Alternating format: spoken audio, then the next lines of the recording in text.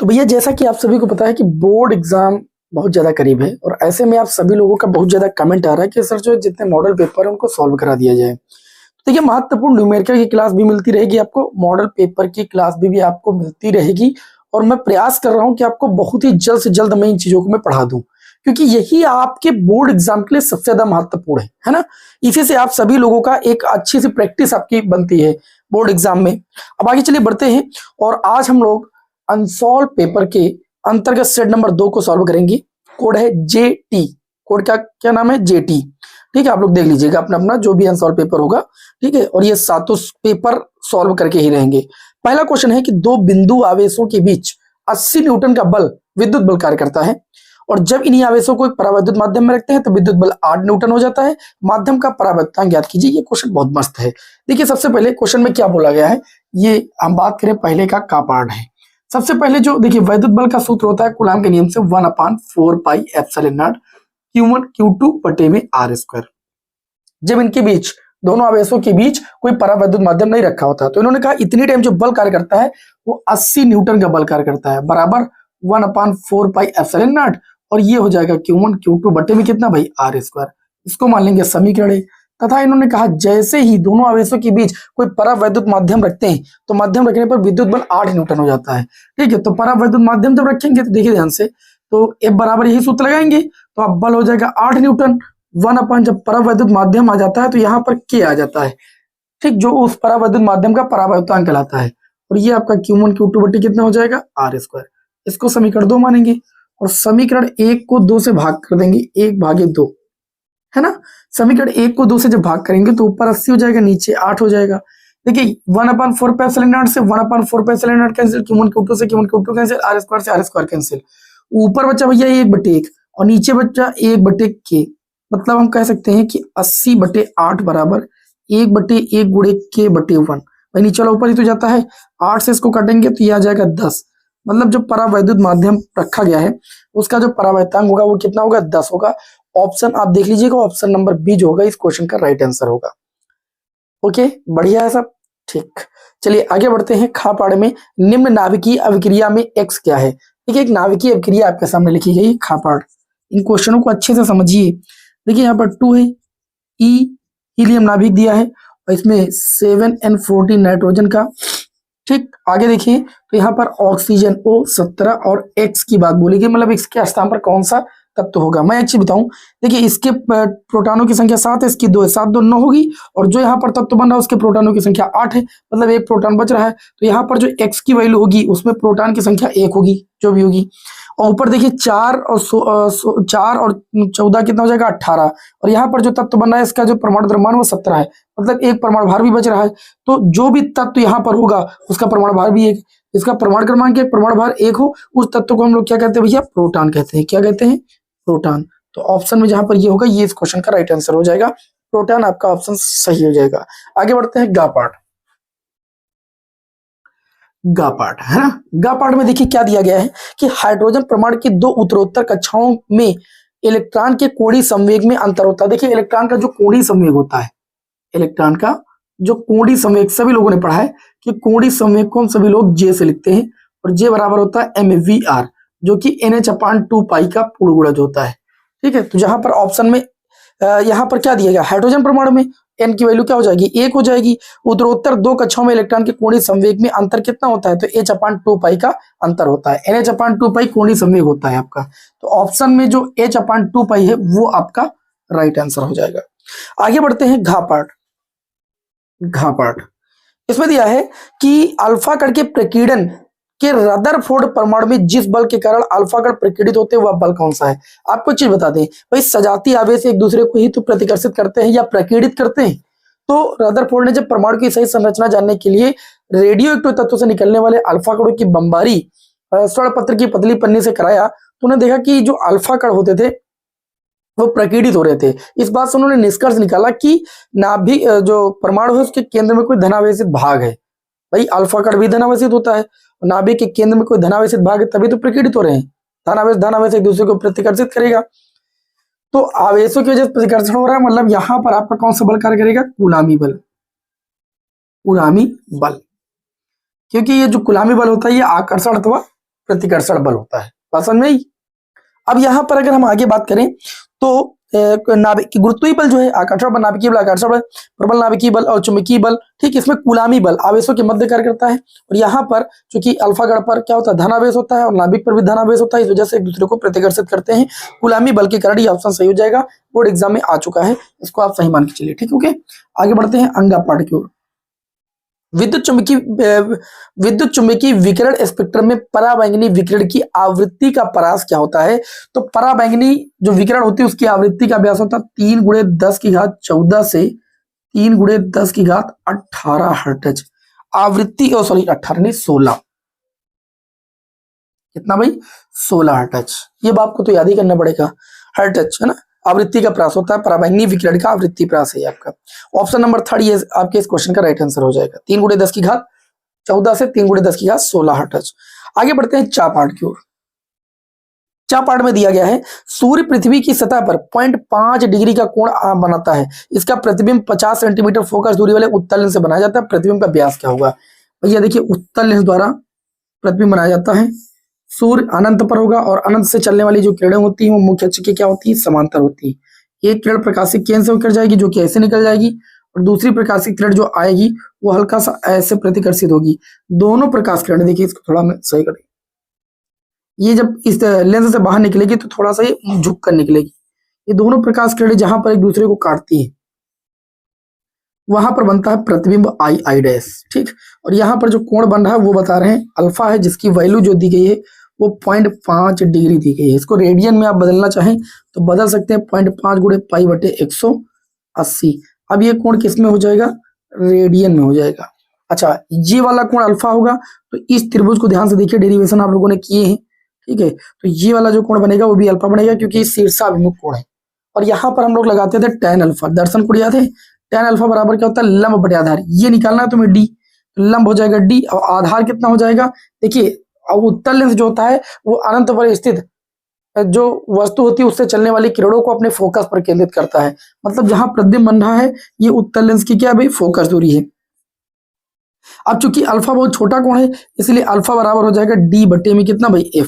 हमको किसकी वैल्यू चाहिए? तो आप कहेंगे d की वैल्यू चाहिए, तो ये आपका हो जाएगा अल्फा। अल्फा की वैल्यू दी गई है, बहुत अच्छी बात है, कोई दिक्कत नहीं। तो ये जाएगा f गुणे में कितना भाई? अल्फा। जब कोण बहुत छोटा होता है तो स्पर्श ज्या को हम छोड़ देते हैं, इसलिए हमने tan को छोड़ दिया है, ठीक है। तो d की वैल्यू हमें निकालना है, तो d बराबर f की अगर बात करें तो फोकस दूरी दी गई है 50 सेंटीमीटर, 50 रख देंगे और गुणे में ध्यान से देखिए 0.5 है और गुणे में पाई की वैल्यू कितनी? 3.14 होती है, और बटे में आ जाए तो ये आपका है 180। इसको आप भाग कर लीजिए और जब भाग करोगे तो 0.43 सेंटीमीटर आ जाएगा। ऑप्शन नंबर 4 आपके इस क्वेश्चन का राइट आंसर हो जाएगा, ठीक है। कैलकुलेट कर लीजिए, बहुत ज्यादा कैलकुलेशन ना मुझे करना पड़े, इसलिए थोड़ा फास्ट हल करा रहे हैं क्योंकि भैया जानते हैं मॉडल पेपर में बहुत सारे प्रश्न होते हैं, ठीक है। मैं बहुत छोटे छोटे कैलकुलेशन भी आपके सामने करूंगा तो बड़ा समय लगेगा। दूसरे का पढ़ देखिए, दी ब्रोगली तरंग दैर्ध्य को गतिज ऊर्जा के पदों में लिखिए। मैंने अभी आप लोगों को बताया था जो दी ब्रोगली तरंग दैर्ध्य होती है वो लैम्डा बराबर होती है h/p। अगर कण का द्रव्यमान m वेग v हो तो h/mv लिखा जा सकता है। और मैंने आप लोगों को बताया था कि कण की जो गतिज ऊर्जा होती है वो k बराबर होती है भैया ½ mv²। यहाँ से अगर v की वैल्यू, इसको समीकरण 1 मान लो आप थोड़ी देर के लिए, है ना। और अगर आप ½ mv² से v² की वैल्यू निकालेंगे तो 2k बटे में m आएगी, मतलब v की वैल्यू निकालेंगे तो √2k बटे में m आएगा कि नहीं आएगा? इस v का मान उठा के समीकरण 1 में रख देंगे, तो समीकरण 1 से लैम्डा बराबर हो जाएगा h बटे में m, और इस v के स्थान पर वैल्यू रख देंगे √2k और बटे में m। देखिए इस m को हम √m इंटू में √m लिख सकते हैं, है ना। और यहाँ पर इस √m से जब ये √m कैंसिल होगा तो यहाँ पर √m बच जाएगा। अब √m और √2k का जब गुणा करेंगे तो h बटे √2mk आपका हो जाएगा। और ये जो सूत्र है ये डी ब्रोगली तरंग दैर्ध्य का सूत्र है गतिज ऊर्जा के पदों में। आप देख सकते हैं ये डी ब्रोगली तरंग दैर्ध्य, ये आपकी गतिज ऊर्जा k आ गई। इसी सूत्र को हम कहते हैं डी ब्रोगली तरंग दैर्ध्य का सूत्र गतिज ऊर्जा के पदों में। ये निकालने के लिए हमने पूरा कर दिया, वैसे आपको डायरेक्ट लिखना था यहाँ पर। अगला खा पाठ देखिए दिया गया, सिद्ध कीजिए कि अपवर्तक तल से प्रकाश किरण का पूर्ण आंतरिक परावर्तन तभी संभव जब प्रिज्म कोण a का मान sin इनवर्स 1/n से अधिक हो, जहां n प्रिज्म के पदार्थ का अपवर्तनांक है। बहुत ही मस्त और बहुत ही प्यारा क्वेश्चन है, इसको रब कर दूं मैं, स्क्रीनशॉट लेना तो आप ले सकते हैं भैया, ठीक है। आप लोगों की बड़ी जिद है कि सर आंसर पेपर सॉल्व करा दीजिए, previous year model paper solve करा दीजिए, न्यूमेरिकल भी आपकी बहुत बड़ी क्वेरी है, तो न्यूमेरिकल भी मैंने आप लोगों को देखिए 99 न्यूमेरिकल सीरीज प्रोवाइड कर ही दी है, ठीक है, और कुछ प्रमुख चैप्टरों के न्यूमेरिकल आप लोगों को बताने हैं, तो वो क्लासेस चल ही रही। आप टेंशन किस बात की लेते हैं? जब मैंने आप लोगों से बोला है कि मैं आपको क्लासेस दूंगा तो मैं आपको दे रहा हूँ, आप इन क्लासों को बस लेते रहिए, चिंता अपनी दूर की भगाइए, इन क्लासों को लेते रहिए, ऑटोमेटिक आपकी चिंता कम होती जाएगी, क्योंकि आपको बहुत सारा नॉलेज हो जाएगा। अब देखिए आप लोगों को बता दें, एक होती है पूर्ण आंतरिक परावर्तन की घटना, एक होती है क्रांतिक कोण की घटना। क्रांतिक कोण की घटना के लिए क्या था कि प्रकाश का सघन माध्यम से विरल माध्यम में जाना आवश्यक है।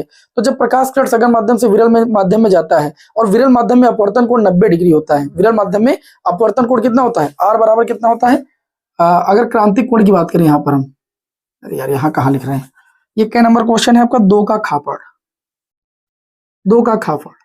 क्रांतिक कोण का हम लोग पहले क्रांतिक कोण को समझेंगे। क्रांतिक कोण में जब आर का मान भैया 90 डिग्री होता है, तो सघन माध्यम में जो आपतन कोण होता है उसे हम लोग क्या कहते हैं, क्रांतिक कोण कहते हैं। इस बात को पहले समझिए आप, ठीक। दूसरी बात यहां पर देखिए, तब ये क्रांतिक कोण होता है, और जब इस आर का मान और ज्यादा हम लोग बढ़ा देते हैं, आर का मान और ज्यादा बढ़ा देते हैं, मतलब आर का मान किससे ज्यादा हो जाता है, आपतन कोण से ज्यादा हो जाता है, तो प्रकाश जो होता है वो सघन माध्यम में ना जाकर के कहां पर, सॉरी, विरल माध्यम में ना जाकर के सघन माध्यम में ही वापस लौट आता है, और इस घटना को हम लोग क्या कहते हैं, पूर्ण आंतरिक परावर्तन कहते हैं। क्या कहते हैं भैया, पूर्ण आंतरिक परावर्तन। तो यही बताया गया है कि प्रिज्म से आपको पूर्ण आंतरिक परावर्तन की घटना दिखाना, प्रकाश किरण को बाहर न जाकर के अंदर ही लाना है, मतलब कहने का मतलब आर की वैल्यू आई से बड़ी होनी चाहिए। तो यहाँ पर देखिए हम लोग एक काम और कर सकते हैं, देखिए आर ग्रेटर देन आई, आई के स्थान पर कितना लिख सकते हैं, सी, क्योंकि आई सी के बराबर, ठीक है। अब दोनों पक्षों में हम ले लें अगर साइन, दोनों पक्षों में, ध्यान समझिए, दोनों पक्षों में साइन लेने पर, इसको हटा दीजिए, पूर्ण आंतरिक परावर्तन घटना जानते ही आप, तो चित्र बनाने की कोई जरूरत नहीं। साइन लेने पर जो हमें सिद्ध करना वो सिद्ध करने जाए, जब साइन लेंगे तो ये हो जाएगा साइन आर ग्रेटर देन, और ये आपका हो जाएगा sine C, sine R greater than. देखिए साइन सी बराबर होता है 1/n, आपको बता दें अपवर्तनांक बराबर आप लोगों ने पढ़ा था 1/sin c, तो sin c बराबर 1/n, जहां n होता है अपवर्तनांक, तो प्रिज्म के पदार्थ का अपवर्तनांक यहाँ कितना है, n। अच्छा, और क्या कर सकते हैं, अगर r की वैल्यू निकालें ग्रेटर देन, ठीक है, तो इसको ले सकते हैं सॉरी, इसको हम सभी लोग साइन को उधर भेजेंगे तो ये हो जाएगा साइन इनवर्स 1/n। क्या लिख सकते हैं, साइन इनवर्स 1/n। इन्होंने कहा कि प्रिज्म कोण का मान जो हो वो साइन इनवर्स 1/n से क्या होना चाहिए, अधिक होना चाहिए। तो देखिए हम सभी लोग इसको एक चीज और लिख सकते हैं, क्या लिख सकते हैं, देखिए आप लोगों को हम बताएं, यहां पर जो कोण आर है, इस आर का मान कितना, किसके बराबर हो जाएगा, प्रिज्म कोण के। क्यों बराबर हो जाएगा, देखिए आर कौन सा कोण था आप बताइए, आर कहेंगे आप हमारा अपवर्तक कोण था, ठीक है। और यहां पर जो प्रिज्म में अपवर्तक कोण होता है, प्रिज्म में जो अपवर्तक कोण होता है, प्रिज्म में अपवर्तक कोण जो होता है उसको हम लोग लिखते हैं ए से, किससे लिखते हैं, ए से, इसलिए आर के स्थान पर कितना लिखेंगे, ए ग्रेटर देन कितना हो जाएगा, साइन इनवर्स 1/n। अब क्वेश्चन 1 नंबर का है, कहीं बहुत बड़ी बात रहा है लेकिन है बहुत छोटा, ये यही कह रहे हैं कि प्रिज्म में जो अपवर्तक कोण है या प्रिज्म कोण जिसे हम लोग कहते हैं, उसका मान क्या होना चाहिए, साइन इनवर्स 1/n से अधिक होना चाहिए। उस रूप में तो R greater than sine inverse 1/n, लेकिन प्रिज्म के लिए जो आर होता है वो किसके बराबर होता है, ए के बराबर होता है, इसी वजह से यहाँ पर a greater than sine inverse 1/n आया, और यही चीज सिद्ध करने के लिए क्वेश्चन में हमसे बोली गई थी। देख लीजिएगा, बहुत ही बढ़िया प्यारा सा लॉजिकल क्वेश्चन है ये आपका, है ना। दूसरे के आ जाते हैं गा पार्ट पर। गा पार्ट में क्या देगा, समान लंबाई के तांबे के 2 तारों के व्यासों का अनुपात दिया गया है। व्यास को लिखते हैं डी से, तो d1/d2 की वैल्यू दी गई है 2:1, ठीक। अब डायमीटर बराबर क्या होता है, 2 गुणे त्रिज्या, तो 2r1 बटे में 2r2 भी तो इसे लिख सकते हैं बराबर 2/1, मतलब जो डायमीटर का रेशियो होता है वही उनकी त्रिज्याओं का अनुपात होता है, कोई विशेष फर्क तो नहीं है। अब नौ हम लोग जानते हैं, हमको प्रतिरोधों का अनुपात चाहिए, तो r बराबर होता है ρl बटे में a, ठीक है। तो हम इसको ऐसे भी लिख सकते हैं, जिसको r1 मान लें, इसको a1 मान लें, इसको ले सकते हैं ρl बटे में पाई r1 स्क्वायर, क्योंकि त्रिज्या की बात हुई, बाकी चीजें क्या है, नियत है। r2 की वैल्यू कितनी हो जाएगी, तो आप लिख सकते हैं ρl बटे में पाई r2 स्क्वायर। ये समीकरण 1 मान लीजिए, समीकरण 2 मान लीजिए। ए क्या है, तार का क्षेत्रफल है, और तार का क्षेत्रफल ये क्या होता है, जैसे तार है, तार का क्षेत्रफल वृत्तीय भाग होता है, तो क्या हो जाएगा पाई r स्क्वायर।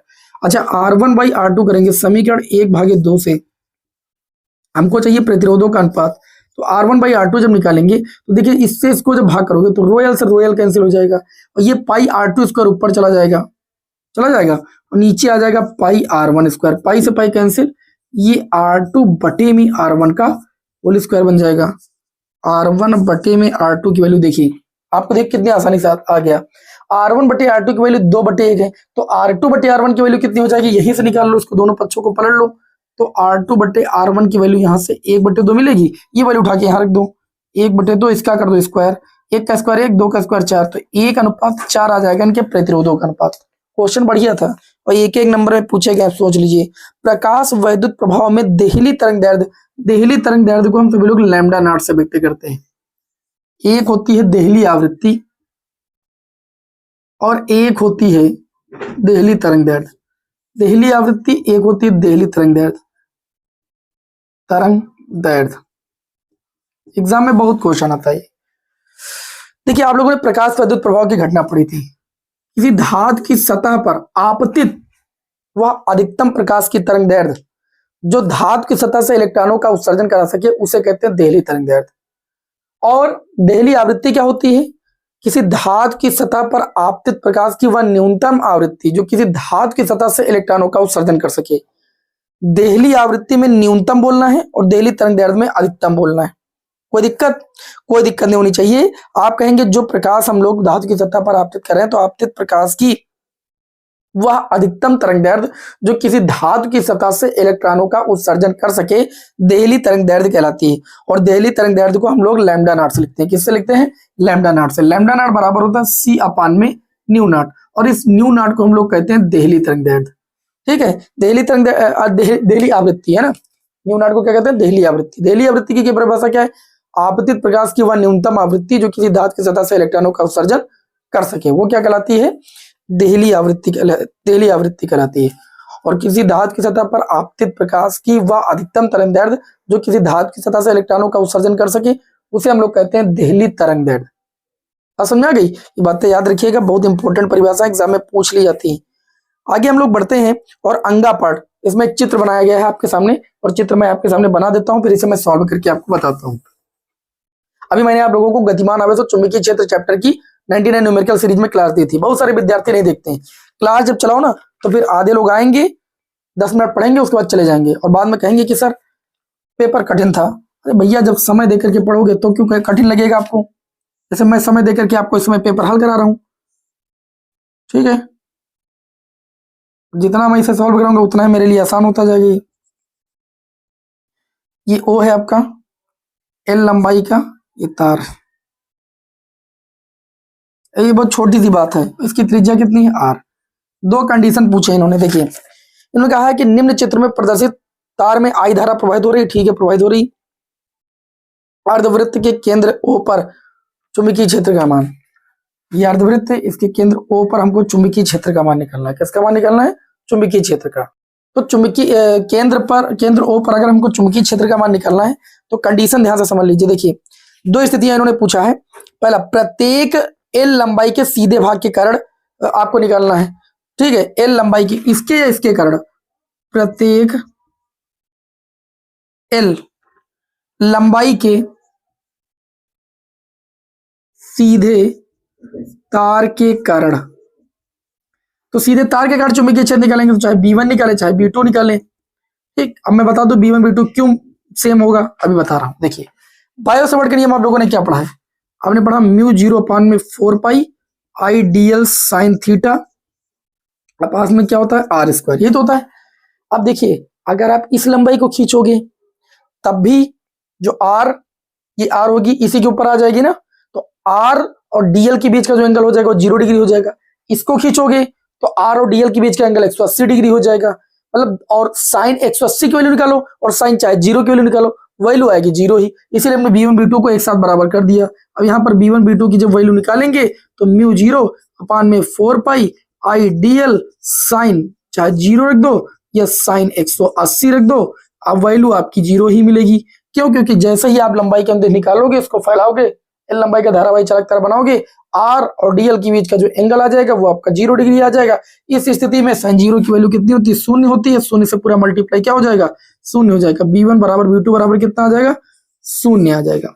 अच्छा, एक स्थिति और बोला है, इन्होंने कहा है कि त्रिज्या आर के अर्धवृत्त के कारण, त्रिज्या आर के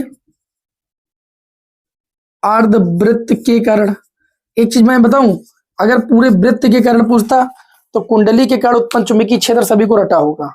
मैंने आपको याद कराया है, कुंडली के कारण उत्पन्न चुंबकीय क्षेत्र हर विद्यार्थी को रटा होगा, मैंने आप लोगों को याद कराया है। बताइए भाई, एल लंबाई के धारावाही चालक तार के कारण, है ना, धारावाही चालक तार के कारण जो चुंबकीय क्षेत्र की तीव्रता थी वो बराबर कितनी थी, म्यू 0 I अपान में 2 पाई आर। और जब कुंडली के कारण या वृत्ताकार पथ के कारण जब चुंबकीय क्षेत्र की तीव्रता निकालते हैं तो उसका व्यंजक होता है म्यू 0 I अपान में 2 आर।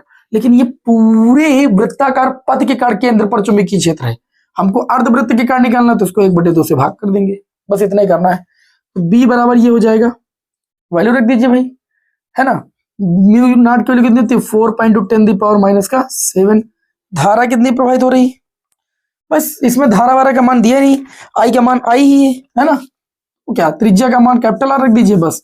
तो ये आपका हो जाएगा म्यू 0 I अपान में 2 और 2 का मल्टीप्लाई कितना हो जाएगा 4, स्मॉल आर के स्थान पर कैपिटल आर रख दीजिए बस।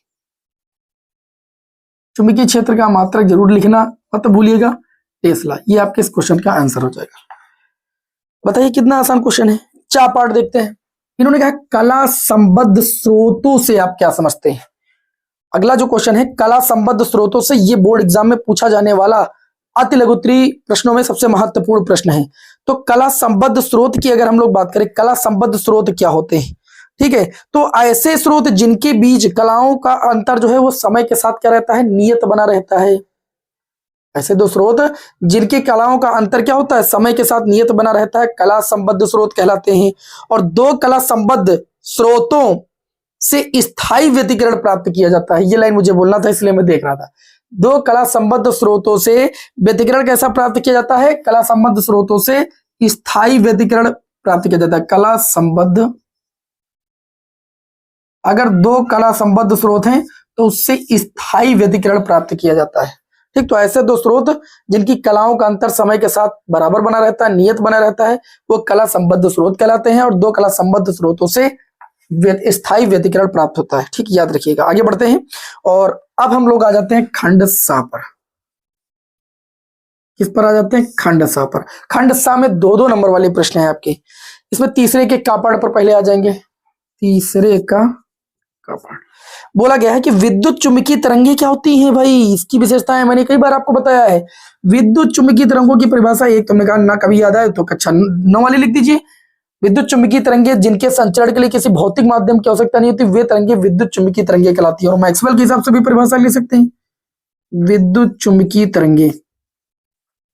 और गुण तो मैंने आप लोगों को बहुत सारे बताए कि ये जो तरंगे होती है निर्वात में गमन कर सकती है क्योंकि उनको चलने के लिए किसी भौतिक माध्यम की नहीं आवश्यकता होती है। ठीक है, और मैंने आपको बताया कि जो विद्युत चुंबकीय तरंगे होती हैं ये अनुप्रस्थ तरंग होती हैं, त्वरित आवेश द्वारा उत्पन्न होती है। इनकी क्या है, समविलक्षण है। कितना तो मैंने आप लोगों को याद कराया, आप नहीं याद कर पाएंगे तो कभी नहीं याद कर पाएंगे। एक परिभाषा और मैं आपकी स्क्रीन पर लगा दे रहा हूं। अगर आप मैक्सवेल के हिसाब से विद्युत चुंबकीय तरंगों की परिभाषा लिखना चाहते हैं तो आप लिख सकते हैं। क्या लिख सकते हैं कि जब कभी किसी वैद्युत क्षेत्र में वैद्युत धारा बहुत उच्च आवृत्ति से बदलती है, जब किसी वैद्युत क्षेत्र में वैद्युत धारा जो होती है वो बहुत उच्च आवृत्ति से बदलती है तो उस परिपथ में ऊर्जा जो होती है वो तरंगों के रूप में चारों ओर प्रसारित होने लगती है। ठीक है, तो उस परिपथ में जो ऊर्जा होती है वो तरंगों के रूप में चारों ओर प्रसारित होने लगती है। इन तरंगों को हम लोग विद्युत चुंबकीय तरंगे कहते हैं। ऐसा भी आप लिख सकते हैं विद्युत चुंबकीय तरंगों की परिभाषा। नहीं तो मैंने तो आपको बताया है कि ऐसी तरंगे जिनके संचरण के लिए किसी भौतिक माध्यम की आवश्यकता नहीं होती है वे क्या कहलाती है, वैद्युत चुंबकीय तरंगे कहलाती है। और वैद्युत चुंबकीय तरंगे जो होती है वो प्रकाश के वेग से चलती है। ठीक है, मतलब जितना प्रकाश का वेग होता है निर्वात या वायु में 3 × 10⁸ उतने वेग से ही चलती है। ठीक है, बाकी दूसरी परिभाषा ये भी ले सकते हैं जब किसी वैद्युत क्षेत्र में बहुत उच्च आवृत्ति से धारा क्या होती है, आवृत्ति से बदलती है तो ऊर्जा उस परिपथ में ऊर्जा के रूप में तरंगे जो है प्रसारित होती हैं। तरंगों को हम लोग वैद्युत चुंबकीय तरंगे कहते हैं। अगर इनके अभिलक्षण या गुण की बात करें तो ये प्रकाश की चाल से चलती है, मतलब 3 × 10⁸ मीटर प्रति सेकंड की चाल से चलती है, और इनके चलने के लिए किसी भौतिक माध्यम की आवश्यकता नहीं होती है। ये त्वरित आवेश द्वारा उत्पन्न की जा सकती है। और आप लोगों को एक चीज बता दें, और अगर भी आपको गुण लिखना है तो और देखिए बढ़िया बढ़िया, इन तरंगों की जो प्रकृति होती है वो कैसी होती है, अनुप्रस्थ होती है, अभी मैंने बताया, ठीक है। और इसमें एक रिलेशन भी आप लोगों को, निर्वात में वैद्युत और चुंबकीय क्षेत्रों के जो परमाणु का संबंध होता है E/B, वो किसके बराबर होता है, C के बराबर होता है। ये सब आपके विलक्षण गुण ही मैंने आप लोगों को बहुत अच्छे से पढ़ाया, ठीक है। ये आप सब लोग कर लेंगे, ज्यादा बात बताने की जरूरत नहीं है। चलिए आगे बढ़ते हैं। अब अगला क्वेश्चन आपका ये कहता है कि किसी उत्तेजित हाइड्रोजन परमाणु में इलेक्ट्रॉन की जो ऊर्जा है वो आपके -3 देखिए अगला क्वेश्चन है खापड़। हाइड्रोजन परमाणु में इलेक्ट्रॉन की ऊर्जा E बराबर आपको दी गई है -3.4 इलेक्ट्रॉन वोल्ट। और आपको बता दें 9वीं कक्षा में इलेक्ट्रॉन की ऊर्जा का सूत्र होता है -13.4 बटे में n² इलेक्ट्रॉन वोल्ट, यही तो होता है। तो E के स्थान पर मैंने इसका सूत्र लिख दिया, बराबर -3.4 इलेक्ट्रॉन वोल्ट। इलेक्ट्रॉन वोल्ट से इलेक्ट्रॉन वोल्ट हमने काटा। क्वेश्चन में क्या पूछा गया है, पूछा गया इस इलेक्ट्रॉन का कोणीय संवेग। कोणीय संवेग अभी मैंने बताया कि इलेक्ट्रॉन का जो कोणीय संवेग होता है वो J बराबर होता है mvr, और mvr बराबर होता है nh/2π। तो सोच समझ के लगाइए, अगर यहां से n की वैल्यू पता चल जाए तो n के स्थान पर वैल्यू रख करके आप J की वैल्यू निकाल सकते हैं, ठीक है। तो देखिए ये माइनस से माइनस कैंसिल हो जाएगा, n² की वैल्यू निकालेंगे, n² को इधर ले आएंगे और 13.4 के बटे में हम लोग 3.4 ले आएंगे। इस दशमलव से इस दशमलव को हटा देंगे और ये कितनी बार जाएगा, अब इसको काट के देख लीजिए, 4 चौक 16, करीब करीब देखिए पॉइंट में आएगा, लेकिन n का मान आप पूर्ण संख्या निकालेंगे तो करीब करीब ये 4 बार जाएगा, ठीक है। अरे 40 मान लीजिए तो ठीक है, पूरा पूरा लगभग 4 बार आप भी मानिए इसे, है ना। तो n की वैल्यू कितनी आ जाएगी, n बराबर हो जाएगा √4 की वैल्यू कितनी हो जाएगी 2। n का मान एक पूर्ण वर्ग संख्या लाना, इसलिए हमने 2 निकाला है। तो ये देखिए J बराबर निकालेंगे कोणीय संवेग, क्या निकालेंगे भाई, कोणीय संवेग, कोणीय संवेग। तो देखिए यहाँ पर क्या करेंगे भाई, n की वैल्यू रख देंगे 2, आता है 136 लेकिन 134, तब भी हम पूरा पूरा लेकर चले गए, और मैं किस लिए लेकर गया ये आप जान चुके हैं, ठीक। n क्या होती है, मुझको क्वांटम संख्या का मान होता है जो कि पूर्ण संख्या होनी चाहिए, इसलिए मैंने यहाँ पर n का मान 2 लिया है। h की वैल्यू कितनी होती है भैया, 6.6 × 10 की घात कितनी होती है, -34 जूल सेकंड होता है। और मैं एक चीज बता दूं, बहुत लोग कोणीय संवेग का मात्रक नहीं लिख पाएंगे। भाई कोणीय संवेग होता है nh/2π, n का कोई मात्रक होता नहीं, 2π का कोई मात्रक नहीं होता, तो जो h का मात्रक होगा वही कोणीय संवेग का मात्रक होगा। तो मात्रक क्या हो जाएगा, जूल सेकंड, मात्रक क्या हो जाएगा, जूल सेकंड। 2 और पाई के वैल्यू 3.14, 2 से 2 ये कैंसिल हो जाएगा, और देखिए इस पॉइंट को हटाओगे, इस पॉइंट को हटाओगे, यहाँ 0 बढ़ा लोगे, 660 हो जाएगा, ये 314 हो जाएगा। 314 दूना लगभग 2 बार जाएगा, 2.1 करके आप इसे लिख सकते हैं, 2.1 × 10 की घात -34 जूल सेकंड। आप क्या एकदम एग्जैक्ट आंसर निकाल करके बोर्ड एग्जाम में नहीं लिख पाएंगे ऐसे क्वेश्चनों में, ठीक, इतना ही काफी है लगभग। आगे हम लोग बढ़ते हैं और अगले क्वेश्चन की ओर बढ़ते हैं। अगला क्वेश्चन देखिए कितना बढ़िया क्वेश्चन पूछा गया कि पोलेराइड से समतल ध्रुवित प्रकाश का संसूचन कैसे करेंगे, पोलेराइड से समतल ध्रुवित प्रकाश का संसूचन कैसे करेंगे। देखिए मैं आपको चीज बताऊं, ये पोलेराइड है, मैं बता चुका हूं। अब इस पोलेराइड की प्रकाशिक अक्षें वो कुछ ऐसे भी हो सकती हैं और ऐसे भी हो सकती हैं। पोलेराइड क्या करता है, अध्रुवित प्रकाश को समतल ध्रुवित प्रकाश में क्या करता है भाई, बदल देता है। अभी संसूचन करना आपको बता रहे हैं। तो अध्रुवित प्रकाश ऐसा प्रकाश जिसमें वैद्युत वेक्टर के कंपन तरंग संचरण की सभी दिशाओं में हो, ये अध्रुवित प्रकाश होता है। इसके नीचे लिख सकते हैं अध्रुवित प्रकाश, और जो मैं हिंदी में बोलूंगा वही आप लिख लीजिएगा। बहुत चीजें हम बोलते हैं आपकी स्क्रीन पर लग जाता है, इसीलिए कि आप स्क्रीनशॉट लेकर के लिख लें। ये अध्रुवित प्रकाश होता है जिसमें वैद्युत वेक्टर के कंपन तरंग संचरण की सभी दिशाओं में होते हैं, लेकिन जैसे ही पोलेराइड से पारगमित कराया जाता है, ये प्रकाश अध्रुवित प्रकाश, जैसे ही अध्रुवित प्रकाश पोलेराइड से पारगमित होता है तो ये पोलेराइड क्या करता है, इस अध्रुवित प्रकाश के उन्हीं वैद्युत वेक्टर के कंपनों को बाहर निकलने देता है जिनकी अक्षें इस पोलेराइड की अक्ष के क्या हो, समांतर हो। मतलब ये ऐसे अगर अक्षें हैं तो इसी के समांतर वाले वैद्युत वेक्टर के कंपन ऐसे बाहर निकल पाएंगे, और इस प्रकाश को हम लोग क्या कहते हैं, समतल ध्रुवित प्रकाश। क्या कहते हैं भाई, समतल ध्रुवित प्रकाश। अभी संसूचन बता रहे हैं, आप परेशान मत होइए, मैं आपको बता रहा हूं। अब अगर मुझे ये चीज क्लियर करना है कि कोई प्रकाश समतल ध्रुवित है कि नहीं, तो मैं एक चीज बता दूं, ये जो समतल ध्रुवित प्रकाश निकला है, आप एक चीज बताना बहुत ध्यान से, ये समतल ध्रुवित प्रकाश, अगर इस समतल ध्रुवित प्रकाश को हम किसी पोलेराइड, मान लीजिए ये ध्रुवक था, ये पहला क्या, इसको क्या कहते हैं माइलस के नियम में ध्रुवक, और जो दूसरा पोलेराइड लेते हैं उसको क्या कहते हैं, उसको कहते हैं विश्लेषक। क्या कहते हैं, उसको कहते हैं विश्लेषक, या हम दूसरा पोलेराइड से बोल सकते हैं। तो जब हम एक पोलेराइड पर किसी स्रोत से आध्रुवित प्रकाश को गुजारते हैं तो जो प्रकाश आता है, इस प्रकाश को अगर हम विश्लेषक पर आपतित करके प्रकाश को हम निकालेंगे, ध्यान से समझिएगा, इसको मान लीजिए हम ऐसे किए दे रहे हैं, इसकी अच्छे हम ऐसे दिखा दे रहे हैं, आपकी इच्छा तो आप सीधे भी दिखा सकते हैं।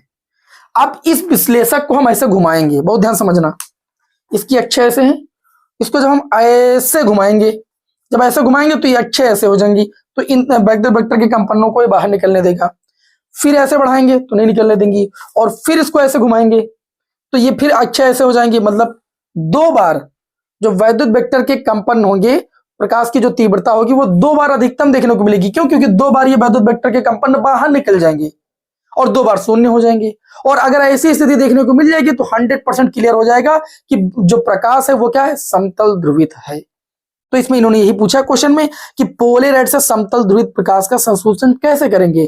तो आप कहेंगे जब अध्रुवित प्रकाश को किसी पोलेराइड फिल्म से हम गुजारेंगे और उस प्रकाश को हम किसी दूसरे पोलेराइड पर क्या करेंगे, आपतित कराएंगे, और उस पोलेराइड को घुमा करके अगर हमको प्रकाश की तीव्रता दो बार अधिकतम और दो बार न्यूनतम मिलती है तो हम कहेंगे कि विश्लेषक पर आपतित जो प्रकाश है वो समतल ध्रुवित प्रकाश है। इस तरीके से संसूचन हो पाएगा। ओके ओके, ठीक है, चलिए आगे बढ़ते हैं। अगला जो क्वेश्चन है घ पार्ट, हाइड्रोजन परमाणु में इलेक्ट्रॉन 5 × 10⁻⁻11 मीटर त्रिज्या की कक्षा में 2 × 10⁶ मीटर प्रति सेकंड की चाल से गति करता है। इलेक्ट्रॉन घूर्णन का चुंबकीय आघूर्ण ज्ञात कीजिए।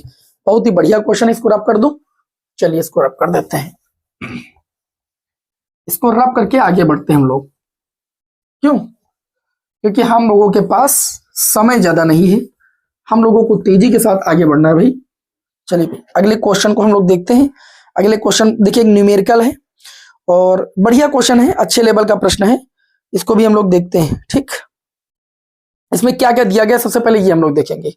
इसमें दिया गया है आर की वैल्यू, आर की वैल्यू कितनी दी गई, तो आप कहेंगे 5 × 10⁻⁻11 मीटर दी गई। आगे अगर बात करें तो इसमें वी वेग दिया गया है 2 × 10⁶ मीटर प्रति सेकंड, ये आपको वेग दिया गया है। एम चुंबकीय आघूर्ण की बात की गई, एम की वैल्यू निकालना, और एम बराबर सब कोई पढ़े कि आई इंटू में ए होता है, लेकिन सबसे पहले आई निकालेंगे। आई बराबर होता है क्यू अपान में टी। अब क्यू बटे में टी के स्थान पर देखिए हम लोगों ने एक सूत्र पढ़ा था, चाल बराबर दूरी बटे समय। क्या पढ़ा है भाई, दूरी बटे समय।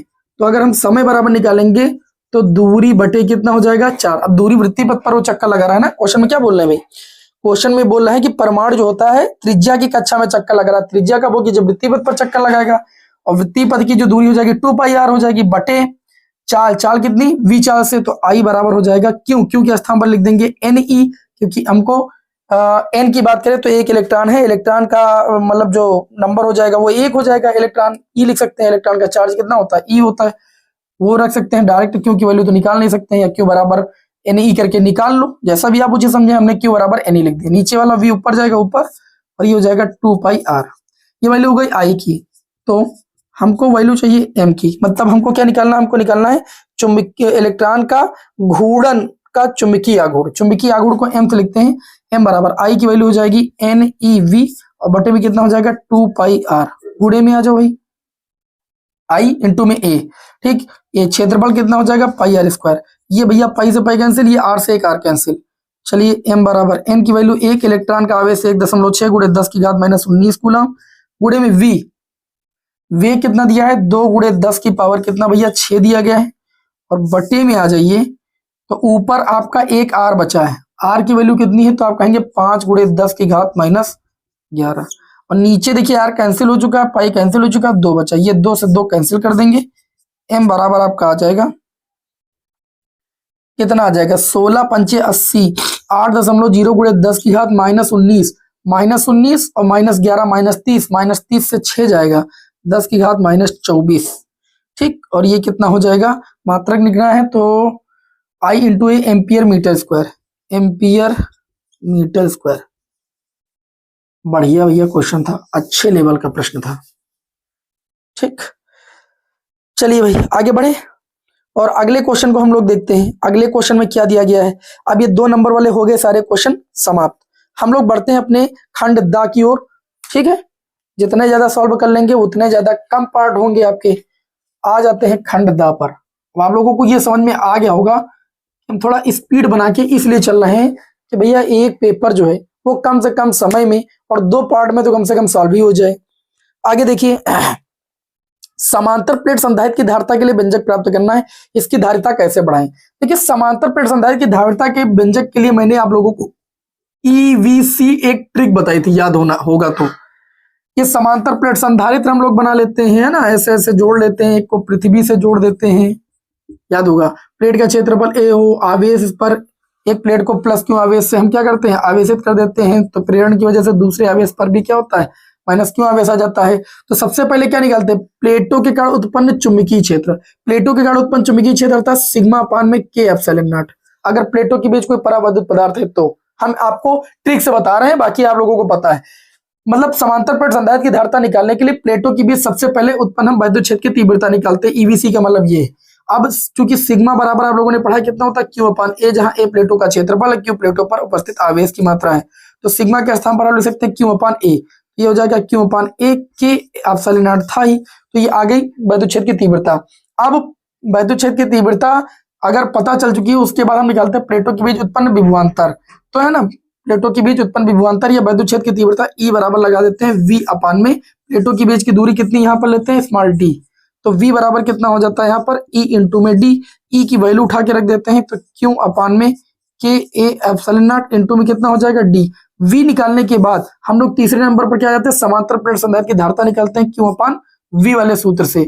अब यहाँ पर क्या करते हैं, Q और V की वैल्यू उठा के ये वाली उठा के रख देते हैं, QD अपान में K A एप्सिलॉन नॉट, तो Q से Q कैंसिल हो जाता है, C बराबर K A एप्सिलॉन नॉट ऊपर चला जाता है, K epsilon not by D, ये व्यंजक आपको प्राप्त हो जाता है। इसे कहते हैं समांतर प्लेट संधारित्र की धारिता। क्या कहते हैं, समांतर प्लेट संधारित्र की धारिता। ये मैंने आपको ट्रिक से बताया, बाकी आपने कॉपी में डिटेल से पढ़ा है, मैंने आपको कई बार क्लास भी दी। अब ये डेरिवेशन है, अब इन डेरिवेशनों को अगर हम पूरा सपा चट करके एकदम लिखाएंगे तो सोचिए कितना समय लगेगा, है ना। तो आप लोग इन ट्रिक से अगर समझेंगे तो क्वेश्चन पेपर भी आपको आसान लगेगा। अब पता चले पूरा तुमको विस्तार से बताया जाएगा तो भी ये बहुत समय लगेगा, ठीक है। और मैंने पूरा कैलकुलेशन कर ही दिया है कि कैसे आता है C का मान, कि A epsilon not by D। ये ट्रिक आप लोगों को बहुत अच्छी लगी होगी, मैं ऐसी उम्मीद करता हूं आप लोगों से। इन्होंने पूछा कि समांतर प्लेट संधारित्र की धारिता कैसे बढ़ाते हैं। देखिए, समांतर प्लेट संधारित्र की धारिता को प्रभावित करने वाले 3 कारक थे। एक था प्लेटों के बीच रखे परावैद्युत पदार्थ के परावैद्युतांक के समानुपाती होती है, अर्थात अगर समांतर प्लेट संधारित्र की धारिता बढ़ानी है तो जो परावैद्युत पदार्थ है उसका परावैद्युतांक बढ़ा करके या परावैद्युत पदार्थ भर करके हम समांतर प्लेट संधारित्र की धारिता क्या बढ़ा सकते हैं। समांतर प्लेट संधारित्र की धारिता जो होती है प्लेटों के क्षेत्रफल के समानुपाती होती है, अर्थात प्लेटों का क्षेत्रफल बढ़ा करके समांतर प्लेट संधारित्र की धारिता बढ़ाई जा सकती है। और प्लेटों के बीच की दूरी के व्युत्क्रमानुपाती समानुपाती होती है, अर्थात प्लेटों के बीच की दूरी को बढ़ा करके नहीं, प्लेटों के बीच की दूरी को घटा करके हम समांतर प्लेट संधारित्र की धारिता को बढ़ा सकते हैं। तो इस प्रकार हम समांतर प्लेट संधारित्र की धारिता को बढ़ा भी सकते हैं। आगे अगला जो क्वेश्चन है वो रेल की पटरियों वाला है और एक न्यूमेरिकल ये पूछा गया है, बढ़िया सा न्यूमेरिकल है, BVL sin थीटा से लगेगा। चलिए इसको देख लेते हैं, उसके बाद तरंगाग्र पर आते हैं। इसको आप कर दें।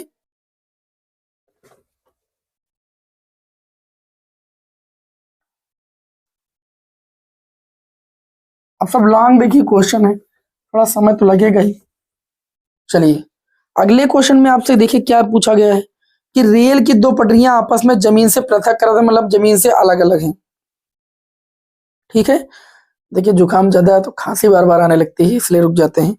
इन्हें 1 मिली वोल्ट मीटर से क्या किया गया भाई, जोड़ा गया है, मिली वोल्ट मीटर से जोड़ा गया है। जब इन पर एक ट्रेन 180 किलोमीटर प्रति घंटा की चाल से दौड़ती है तो मिली वोल्ट मीटर का पाठ्यांक क्या होगा, मतलब मिली वोल्ट मीटर का अगर पाठ्यांक आप निकालेंगे वोल्टेज तो मिली वोल्ट में ही आंसर आना चाहिए। आगे चलिए बात करते हैं। तो इन्होंने कहा है कि दिया गया पृथ्वी के क्षेत्र का ऊर्ध्वाधर अवयव 0.2 × 10⁴ वेबर प्रति मीटर स्क्वायर से हमको पता चल चुका है कि ये B की वैल्यू है। किसकी वैल्यू है, B की वैल्यू है। और पटरियां परस्पर 1 मीटर की दूरी पर है, मतलब L बराबर आपको दिया गया है कितना भाई, 1 मीटर। इस क्वेश्चन में क्या क्या दिया गया सबसे पहले वो नोट कीजिए आप। देखिए इस क्वेश्चन में आपको दिया गया है वेग, क्या दिया गया भैया, वेग v बराबर 180 किलोमीटर पर आवर। 180 1 किलोमीटर बराबर 1000 मीटर होता है, और बटे घंटा, 1 घंटे में 3600 सेकंड होते हैं। तो मीटर पर सेकंड में ये वैल्यू आपकी बदल गई, 2 जीरो से 2 जीरो कैंसिल, है ना। 18 एकम 18, 18 दूना 36, 2 एकम 2, 2 पंची 10। वेग बराबर आ जाएगा 5 और 10 का गुणा करेंगे तो ये आपका आ जाएगा 50 मीटर प्रति सेकंड। आगे आपको क्वेश्चन में दिया गया है बी, चुंबकीय क्षेत्र कितना दिया गया है, 0.2 गुणे 10 की घात -4 वेबर प्रति मीटर स्क्वायर आपको दिया गया है, और लंबाई प्लेटों के बीच की दूरी 1 मीटर दी गई है, और मिली वोल्ट मीटर का पाठ्यांक यानी वी निकालना है। तो कैपिटल वी बराबर सूत्र होता है बीवीएल। क्या होता है आपका, बीवीएल होता है कि नहीं होता है, इसी सूत्र को लगा दीजिए। बी की वैल्यू कितनी है भैया, 0.2 गुणे 10 की घात -4, वी की वैल्यू कितनी है 50, एल की वैल्यू 1। कोई समस्या, कोई समस्या नहीं है ना, ये तो आसान क्वेश्चन है। बीवीएल इसमें आपको लगाना भी तो नहीं, तो इसको कैलकुलेट आप लोग कर लेंगे। इसमें क्या कैलकुलेट करें, ठीक, चलिए भाई, ये आपका हो जाएगा v बराबर 50 और 2 का गुणा करेंगे 100 आएगा। अरे इस पॉइंट को हटाओ दादा, 1 जीरो बढ़ाओ, ये हटाओ, 2 पंची 10,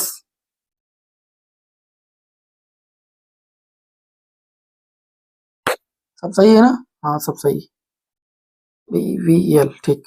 10 गुणे 10 की घात कितना भाई -4, ये कितना आ जाएगा 10 की घात -3 वोल्ट। 10 की घात -3 को कितना लिख सकते हो, 1 मिली वोल्ट। जब भैया मिली वोल्ट लिखोगे तभी तो मिली वोल्ट का पाठ्यांक आएगा। मिली वोल्ट मीटर जो होता है वो मिली वोल्ट में विभवांतर को मापता है।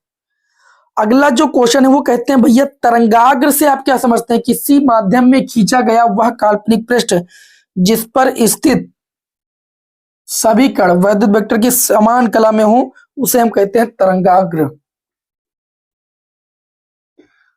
तरंगाग्र, इसको वेव फ्रंट बोलते हैं, वेव फ्रंट है ना।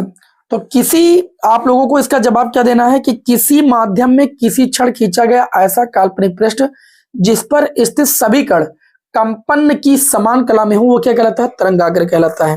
ठीक, अब जो बात आई है, यहां पर बात आई है कि इसमें देखिए परावर्तन और अपवर्तन के नियम की व्याख्या मैंने आपको बहुत ही अच्छे से कराया है और बहुत ही डिटेल में कराया है, लेकिन फिर भी हल्का हल्का, जैसे मैंने अभी समांतर पट संधारित्र की धारिता का व्यंजक आपको कैसे ठीक से करा दिया, वैसे ही हम इसमें देखिए पूछा भी गया है कि हाइगेंस के द्वितीयक तरंगिका के सिद्धांत के आधार पर परावर्तन की व्याख्या कीजिए। देखिए मैं बता रहा हूं कि व्याख्या में था क्या, एक समतल तरंगाग्र को तिरछा ऐसे आपतित किया गया था, इसकी एक तरंग पहले आ गई थी, इसको हमने ए मान लिया था, ये ए आ गई थी, उतने समय में ये बिंदु बी पर तरंग थी, और ये जितने समय में यहां पर पहुंच गई थी उतने समय में ये बी से ए डैश पर पहुंच गई थी। ये हमारे पास एक परावर्तक तल था, है ना, ये परावर्तक तल था हमारे पास। ये हमारे पास तिरछा समतल तरंगाग्र था, ये हमने खींच लिया इसका अभिलंब, ये अभिलंब खींच लिया मैंने इसका, इसको नॉर्मल 1 बोल सकते हैं, इसको नॉर्मल N2 बोल सकते हैं। अब देखिए मैं आपको अच्छी बता दूं, जितने समय में दूसरी तरंग बी से ए डैश पर पहुंचती है उतनी ही चाप से हम ए से बी पर क्या करते हैं, चाप लगा देते हैं, तो ये ए बी पॉइंट हो जाता है।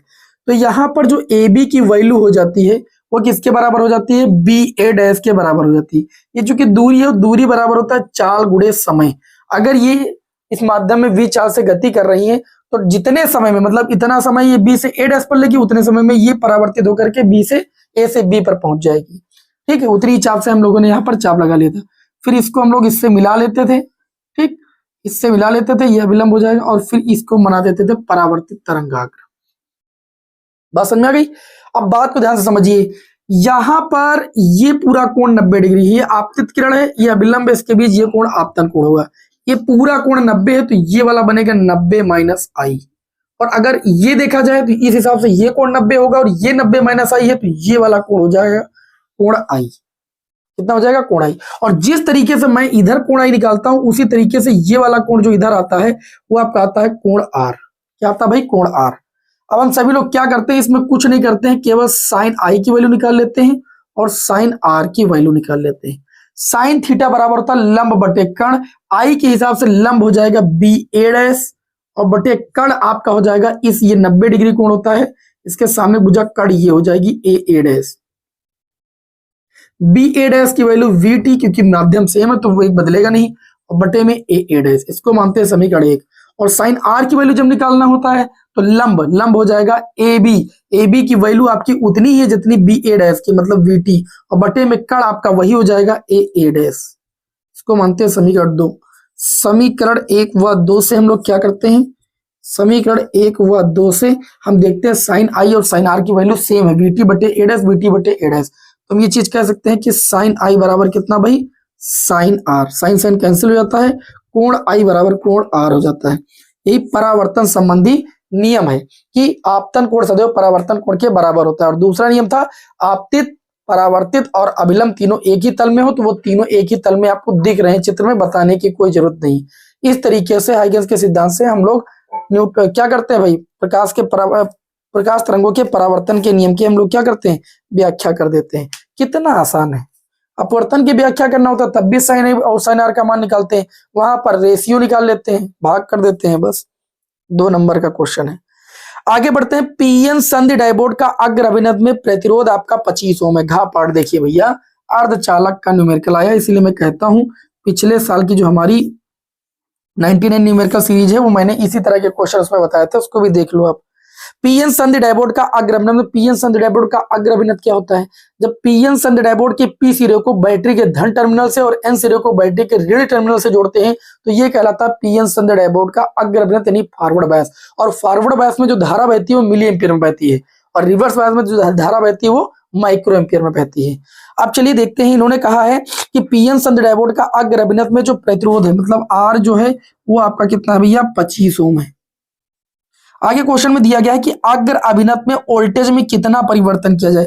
अग्र अभिनत में वोल्टेज का मतलब डेल्टा वी में कितना परिवर्तन किया जाए कि धारा में जो परिवर्तन हो मतलब डेल्टा आई बराबर वो 2 मिली एम्पियर हो, मतलब हम लोग कह सकते हैं 2 × 10⁻³ एम्पियर। अब बात मैं करूं तो डेल्टा वी निकालना है, सिंपल सी बात है, डेल्टा वी बराबर होता है डेल्टा आई इंटू में आर, वी बराबर आई आर जैसे आप पढ़े हो, तो डेल्टा आई की वैल्यू कितनी हो जाएगी 2 × 10⁻³ और आर की बात करें तो 25 ओम। जब आप गुणा करेंगे तो डेल्टा वी बराबर 25 दूना कितना हो जाएगा 50 × 10⁻³ और ये आपका हो जाएगा वोल्ट। कितना आसान क्वेश्चन था। इतना आसान क्वेश्चन 3 नंबर में होता है भैया, हमको तो नहीं लगता है 3 नंबर में होता है। चलिए भाई स्क्रीनशॉट लेना तो ले सकते हैं।